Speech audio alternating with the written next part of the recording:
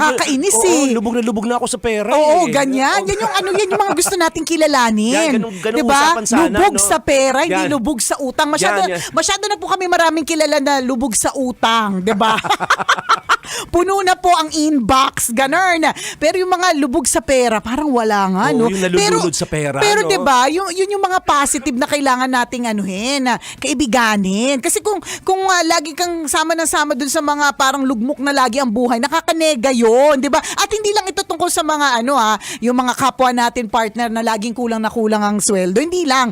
Generally in life po, mga kabisyo, sa buhay po natin, kapag kasama po tayo ng sama sa mga taong nega, ang ending po nito, kabisyo, ay nako, nakakalurke, magiging nega ka din. Totoo yun, diba? ha? Kaya be careful, kabisyo, kung sino po yung